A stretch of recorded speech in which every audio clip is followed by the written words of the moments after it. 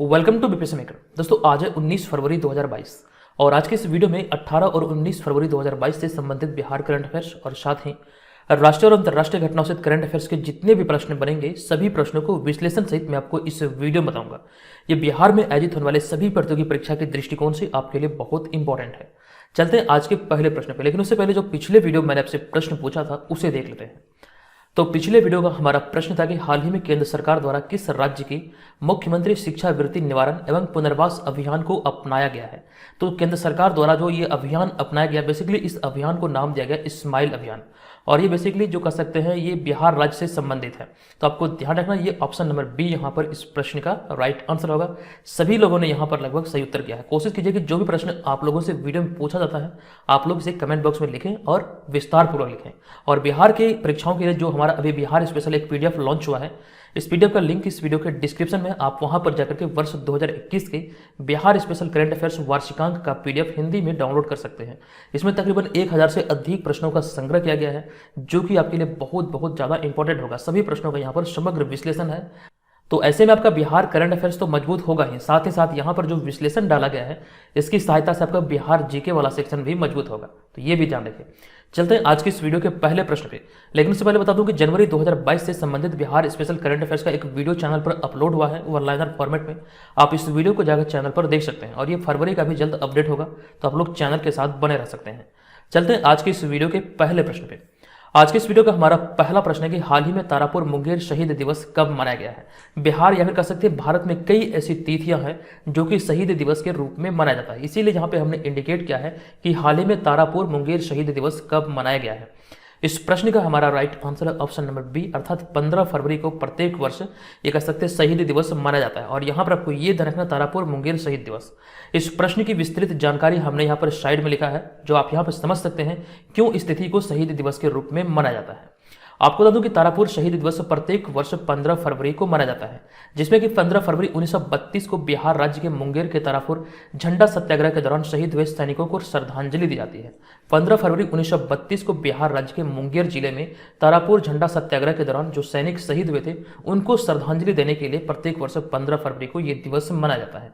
ये आप यहाँ से ध्यान रखें। और अगले पॉइंट में हमने ये लिखा है कि इसी दिन यानी कि 15 फरवरी 1932 को तारापुर थाने पर तिरंगा फहराने के दौरान 34 क्रांतिकारियों ने अपने सीने पर गोली खाई थी और इसे जलियांवाला बाग के बाद या फिर कह सकते हैं जलियांवाला बाग हत्याकांड के बाद दूसरा सबसे बड़ा नरसंहार माना जाता है।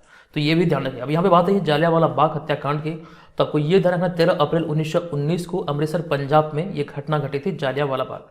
तो आई होप कि आप यहाँ से ये सारे रिलेटेड फैक्ट्स को याद रखेंगे, बहुत इंपॉर्टेंट आपके लिए हो सकते हैं। मुंगेर की बात है तो मुंगेर से रिलेटेड कई सारी जानकारी मैंने आपको दिया है। हाल ही का एक रिपोर्ट आया था नीति आयोग की तरफ से, जो रिपोर्ट जारी किया गया था, इस रिपोर्ट में अगर हम बात करें जिलों की श्रेणी में जो सबसे गंदा शहर घोषित किया गया है, ये पूरे भारत में मुंगेर को सबसे गंदा शहर घोषित किया गया था। इसकी जानकारी मैंने आपको डेली करंट अफेयर्स वाले वीडियो के अंतर्गत दिया था। आई होप कि आपको ये चीजें याद होंगी। चलते हैं आज के हम दूसरे प्रश्न पे। ये दूसरा प्रश्न है कि हाल ही में पटना के किस अभिनेता व निदेशक को Dada Saheb Phalke Indian television award से सम्मानित किया गया है। इस अवार्ड का नाम है Dada Saheb Phalke Indian television award. इस अवार्ड से भी हाल में पटना के किस अभिनेता व निदेशक को सम्मानित किया गया। इस प्रश्न का हमारा राइट आंसर है ऑप्शन नंबर डी, अर्थात दीप श्रेष्ठ इसका सही उत्तर होगा। आपको इस प्रश्न के बारे में बता दूं कि पटना निवासी व फिल्म अभिनेता तथा निदेशक दीप श्रेष्ठ को Dada Saheb Phalke Indian television award मिला है। आपको ये ध्यान रखना वर्ष 2022 के फरवरी मंथ में इन्हें ये प्रदान किया गया। दीप श्रेष्ठ की अगर हम यहाँ पे बात करें तो वे करीब 3 दशक से फिल्म उद्योग में सक्रिय हैं और 25 साल पहले आई उनकी फिल्म का नाम था माई के दुलार, जो कि काफी प्रसिद्ध हुई थी और उनके फिल्म बिहार की संस्कृति को बढ़ावा देने पर ही केंद्रित होते हैं। तो ऐसे में भी हाल ही में इन्हें Dada Saheb Phalke Indian television award से सम्मानित किया गया। और आपको यहाँ से प्रश्न पूछा जा सकता है कि दीप श्रेष्ठ बिहार के किस जिले के रहने वाले हैं। अब यहाँ पर हमारा अगला है तीसरा प्रश्न। ये प्रश्न है कि हाल ही के घोषणा के अनुसार बिहार के किस जिले के सुखेत मॉडल पर डाक टिकट जारी किया जाएगा। ये घोषणा अभी हाल ही में भी है और इस प्रश्न को आप इंपॉर्टेंट प्रश्नों की श्रेणी में रख सकते हैं। यहाँ से ये प्रश्न आपके एग्जाम में पूछे जा सकते हैं, खास करके प्री और मेंस दोनों परीक्षाओं के दृष्टिकोण से ये आपके लिए महत्वपूर्ण है। सुखेत मॉडल की हम बात करें तो बिहार में सुखेत मॉडल मधुबनी जिले से संबंधित है। अब ये सुखेत मॉडल क्या है, इस तरह के प्रश्न भी आपके एग्जाम में बनेंगे। आपको इस प्रश्न के बारे में विस्तृत जानकारी दे दूं कि बिहार के मधुबनी जिले के झंझारपुर प्रखंड के सुखेत गांव में संचालित गोबर के बदले गैस योजना पर राज्य सरकार के डाक विभाग द्वारा टिकट जारी किया जाएगा। ऐसी घोषणा भी हाल ही में की गई है। आपको बता दूं कि 24 फरवरी को एक कार्यक्रम में राज्य के राज्यपाल अर्थात बिहार के राज्यपाल फागू चौहान सुखेत मॉडल पर एक विशेष कह सकते हैं अनावरण जारी करेंगे। और इस योजना के तहत बने वर्मी कंपोस्ट को किसानों को 600 रुपये प्रति क्विंटल के हिसाब से बेचा जाता है। आपके मन में यहाँ पे सुखेत मॉडल के बारे में प्रश्न उठ रहा होगा, क्योंकि यहाँ पर जो डिस्क्रिप्शन में हमने लिखा है पूरी डिटेल में नहीं लिखा गया है। पूरी डिटेल में हमने यहाँ पर अगले स्लाइड में लिखा है क्या है सुखेत मॉडल, ये किस तरह से कार्य इसमें की जाती है, कैसे ये संचालित होता है, ये मॉडल के अंतर्गत क्या क्या चीजें शामिल है, इसकी शुरुआत किसने की, कब हुई, ये तमाम चीजें यहाँ पर लिखी गई है। आप चाहें तो इसका स्क्रीनशॉट भी ले सकते हैं। अब यहाँ पे अगर हम बात करें सुखेत मॉडल की तो कुछ पॉइंट है, आप यहाँ पर सभी पॉइंट को देख सकते हैं। हमारा पहला पॉइंट है दरअसल पिछले फरवरी यानी कि फरवरी 2021 महीने में डॉक्टर राजेंद्र कृषि विश्वविद्यालय पूसा और कृषि विज्ञान केंद्र की मदद से झंझारपुर के यानी कि मधुबनी के झंझारपुर के कह सकते हैं सुखेत गांव में कचरा प्रबंधन की एक योजना शुरू की गई थी, जिसे नाम दिया गया था कचरे से कमाई। ये आपको यहाँ से ध्यान रखना है। और यहाँ पे हमने अगले पॉइंट में लिखा है कि विश्वविद्यालय के कुलपति डॉक्टर रमेश चंद्र श्रीवास्तव ने इस योजना की शुरुआत की थी और इसके तहत विश्वविद्यालय द्वारा ग्रामीणों को अपने घर का गीला और सूखा कचरा अलग अलग रखने के लिए हरा और नारंगी रंग का डस्टबिन दिया गया था। और यहाँ पर यह ध्यान रखिएगा विश्वविद्यालय द्वारा घर घर जाकर कचरे का उठाव कराया जाता है और इन कचरों से वर्मी कंपोस्ट तैयार किया जाता है और इस प्रकार तैयार वर्मी कंपोस्ट की मार्केटिंग की जाती है, जिसका लाभ ग्रामीणों को दिया जाता है। इसके तहत और भी कुछ पॉइंट है, जैसे कि गाँव के किसान कृषि विश्वविद्यालय से वर्मी कंपोस्ट प्राप्त करते हैं और अपने खेतों से अच्छी उपज हासिल करते हैं। और आपको यह भी ध्यान रखना डॉक्टर राजेंद्र प्रसाद कृषि विश्वविद्यालय ने इस मॉडल को एक गांव के नाम पर सुखेत मॉडल नाम दिया है। जिस प्रकार से आप लोग जानते हैं बिहार का चनपटिया मॉडल बहुत ज़्यादा प्रसिद्ध है, ये बिहार के पश्चिमी चंपारण से संबंधित है। वैसे कि सुखेत मॉडल के बारे में भी आपको ध्यान रखना, ये मधुबनी जिले से संबंधित है। हमने यहाँ पे एक पॉइंट और भी लिखा है जो कि बहुत इंपॉर्टेंट है। इस योजना में गांव के लोगों को रोजगार भी मिला है और योजना में शामिल परिवारों को 2 माह पर 1 सिलेंडर भी दिया जाता है। अब चलेंगे हम अगले चौथे प्रश्न पे। ये चौथा प्रश्न भी इंपॉर्टेंट है। ये प्रश्न है कि हाल ही में बिहार के किस जिले में जू सफारी का लोकार्पण किया गया। मुख्यमंत्री नीतीश कुमार के द्वारा भी हाल ही में बिहार के राजगीर जू सफारी का लोकार्पण किया गया। आपको इस प्रश्न के बारे में विस्तृत जानकारी दे दूं कि राजगीर में 177 करोड़ की लागत से 191 हेक्टेयर क्षेत्रफल में बना जू सफारी 16 फरवरी 2022 से खुल गया। इसका उद्घाटन मुख्यमंत्री नीतीश कुमार ने किया है और वन्य प्राणियों पर नजर रखने के लिए 4 वॉच टावर भी यहाँ पर बनाए गए हैं। और अगर हम बात करें इस जू सफारी की तो आपको ये ध्यान रखना, यह जू सफारी रत्नागिरी और स्वर्णगिरी पर्वत के बीच स्थित है। यहाँ पर आप इस इमेज में देख सकते हैं, ये भी बहुत ज़्यादा चर्चे में है, तो आप ये श्योर रहिए यहाँ से आपके प्रश्न बनने की संभावना है।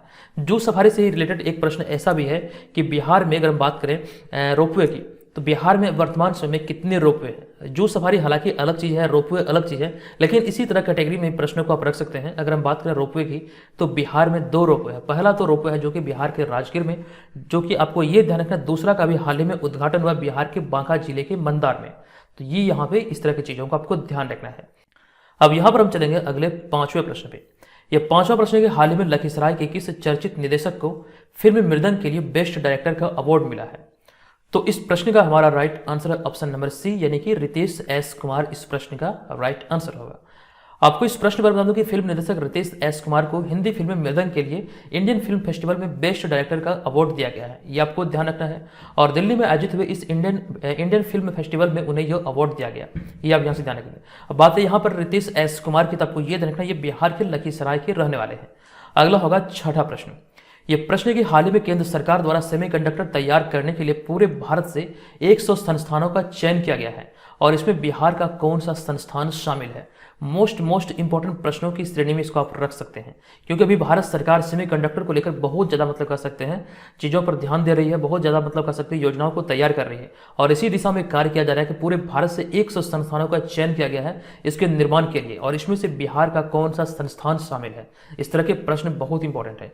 इसका राइट आंसर होगा हमारा ऑप्शन नंबर डी, यानी कि IIT भागलपुर। IIT अगर हम भागलपुर की बात करें तो इसका फुल फॉर्म होता है Indian institute of information technology Bhagalpur. तो आपको ये ध्यान रखना, Indian institute of information technology Bhagalpur का चयन किया गया बिहार से। और यहाँ पर डिटेल जानकारी हमने साइड में लिख दिया है। आपको बता दूं कि केंद्र सरकार सेमीकंडक्टर अपने देश में ही तैयार करने की योजना पर काम कर रही है और स्टार्टअप के जरिए यह काम होगा। आपको ध्यान रखना, शुरुआती चरणों में कह सकते हैं यहाँ पर धीरे धीरे कार्य को कह सकते हैं एक स्टार्टअप के जरिए बढ़ाया जाएगा। और यहाँ पर अगले पॉइंट में हमने कुछ चीज़ों को और लिखा है कि अगर योजना सफल रही तो वाहनों, टीवी, मोबाइल, लैपटॉप आदि में लगने वाले सेमीकंडक्टर के लिए अब दूसरे देशों पर निर्भर नहीं रहना होगा।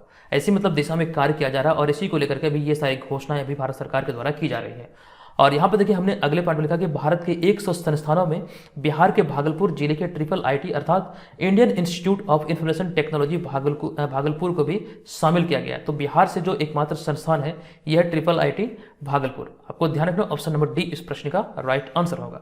अब यहाँ पे भागलपुर की बात है तो एक पॉइंट आपको बता दूं कि बिहार का जो सबसे छोटा प्रमंडल है यह है भागलपुर प्रमंडल। बिहार में 9 प्रमंडल है, मैंने आपको इसकी जानकारी दी है प्रमंडल कौन कौन से आप लोग को याद होगा। और अगर हम छोटे प्रमंडल की बात करें तो सबसे छोटा प्रमंडल है भागलपुर, और भागलपुर प्रमंडल के अंतर्गत है 2 जिले, यह है भागलपुर और दूसरा है बांका। अगला होगा हमारा 7वां प्रश्न। यह प्रश्न है कि हाल ही में किस देश ने अपना नाम बदला या फिर अपने नाम में किस देश ने परिवर्तन किया है। इस प्रश्न का हमारा राइट आंसर है ऑप्शन नंबर सी अर्थात तुर्की। आपको इस प्रश्न के बारे में डिटेल में जानकारी दे दूं कि हाल ही में तुर्की का नाम बदलकर तुर्की कर दिया गया है। अगर हम तुर्की की राजधानी की बात करें तो वर्तमान में तुर्की की राजधानी है अंकारा। और अगर हम बात करें तुर्की के राष्ट्रपति की तो आपको ये ध्यान रखना रिसेप तैयब इर्दोगान यहाँ के राष्ट्रपति हैं।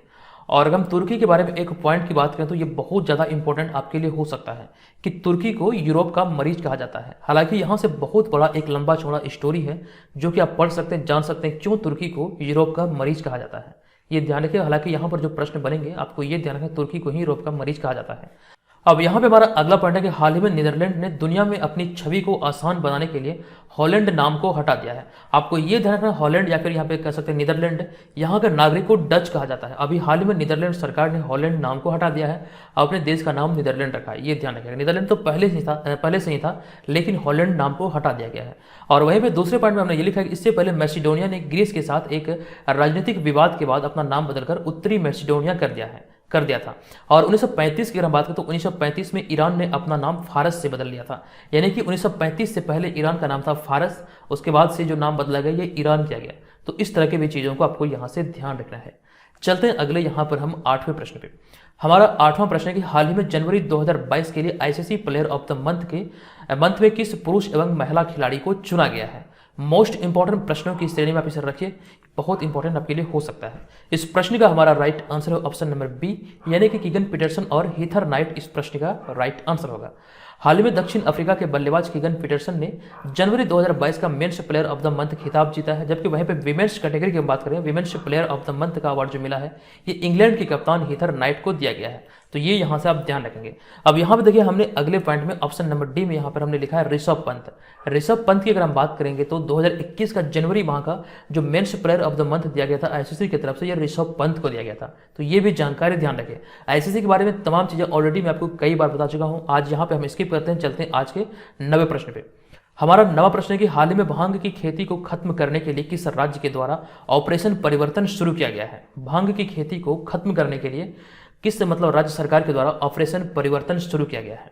इस प्रश्न का हमारा राइट आंसर है ऑप्शन नंबर डी, यानी कि आंध्र प्रदेश सरकार के द्वारा भी हाल ही में इसकी शुरुआत की गई है। आपको बता दूं कि हाल ही में आंध्र प्रदेश पुलिस ने भांग की खेती और आपूर्ति को खत्म करने के लिए एक विशेष अभियान ऑपरेशन परिवर्तन की शुरुआत की है। तो ये पॉइंट ध्यान रखिए। बात है आंध्र प्रदेश की, तो आंध्र प्रदेश के बारे में कुछ 2 पॉइंट को हमने ऐड किया है। आपको बता दूं कि वर्तमान स्थिति के अनुसार भारत में फलों का सबसे बड़ा उत्पादक राज्य आंध्र प्रदेश है।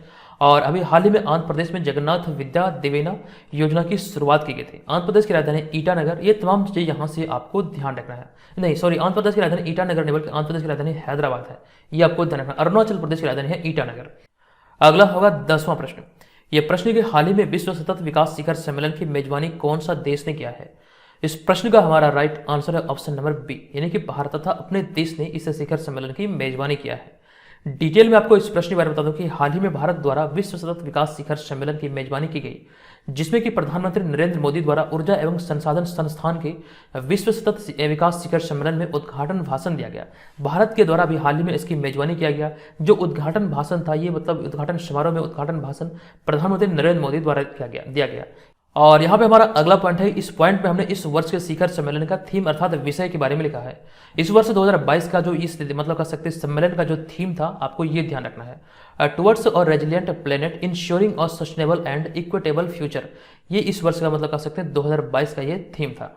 और अगला पार्ट हमारा ये कि सतत विकास शिखर सम्मेलन का आयोजन 16 से 18 फरवरी तक डिजिटल माध्यम में यानी कि वर्चुअल माध्यम में किया गया, जिसकी मेजबानी अभी हाल ही में भारत द्वारा किया गया। अब यहाँ पे हमारा अगला है 11वां प्रश्न। यह प्रश्न है कि हाल ही में किस प्रख्यात गायिका का निधन हो गया है जिन्होंने पद्मश्री लेने से इनकार कर दिया था। इस प्रश्न का हमारा राइट आंसर है ऑप्शन नंबर सी अर्थात संध्या मुखर्जी। यहाँ पर देखिए ये प्रश्न इसलिए ज़्यादा चर्चे में क्योंकि इन्होंने पद्मश्री लेने से इनकार किया था। पद्मश्री की अगर हम बात करें तो ये चौथा सर्वोच्च नागरिक सम्मान है भारत का। इस वजह से ये प्रश्न यहाँ पर आपके एग्जाम में पूछे जाने की संभावना है। तो संध्या मुखर्जी इस प्रश्न का राइट आंसर होगा। आप यहाँ पर इनको इस इमेज में भी देख सकते हैं।